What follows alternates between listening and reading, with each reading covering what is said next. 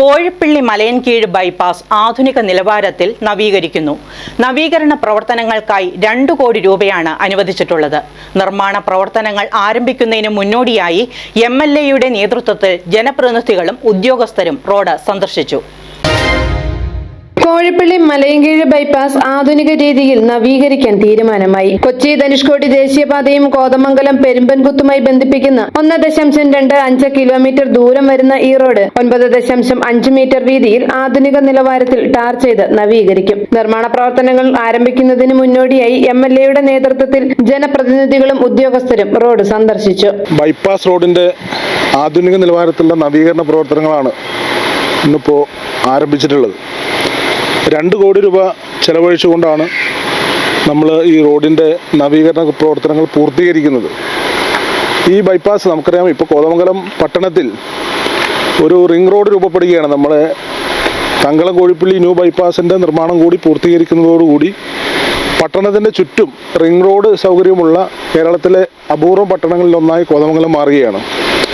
ഇവിടെ കോഴിപ്പള്ളി മലയൻകീഴ് ബൈപ്പാസിനുള്ളൊരു പ്രത്യേകത കൊച്ചി ധനുഷ്കോടി ദേശീയപാതയെയും കോതമംഗലം പെരുമ്പൻകുത്ത് റോഡിനെയും ബന്ധിപ്പിക്കുന്ന ഒരു ബൈപ്പാസ് കൂടിയാണ്.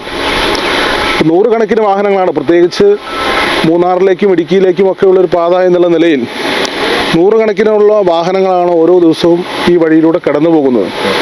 അതുകൊണ്ട് തന്നെ ആധുനിക നിലവാരത്തിൽ ഇത് നവീകരിക്കാൻ വേണ്ടിയിട്ടുള്ള ഒരു തീരുമാനത്തിലേക്ക് നമ്മളിപ്പോൾ എത്തിയിട്ടുള്ളത്. നമ്മൾ 2 കോടി രൂപ ചെലവഴിച്ച് ഞാൻ ആദ്യം സൂചിപ്പിച്ചു. 9.5 മീറ്റർ വീതിയിലാണ് ആധുനിക നിലവാരത്തിൽ ഇത് ടാർ ചെയ്തുകൊണ്ട് നവീകരിക്കുന്നത്. അതോടൊപ്പം തന്നെ ഇരു സൈഡിലും അതിന് ശേഷമുള്ള പ്രദേശം പൂർണ്ണമായി കോൺക്രീറ്റ് ചെയ്യുന്ന പ്രവൃത്തി കൂടിയും ഈ വർക്കിന്റെ ഭാഗമായിട്ട് നമ്മൾ ഉൾപ്പെടുത്തിയിട്ടുണ്ട്. മുനിസിപ്പൽ ചെയർമാൻ KK ടോമി, കൗൺസിലർമാരായ KV Thomas, KA Naushad, advocate Jose Varghese, പൊതുമരാമത്ത് assistant executive engineer VP Sindo, overseer Geethu Krishnan എന്നിവരും MLAക്കൊപ്പം ഉണ്ടായിരുന്നു.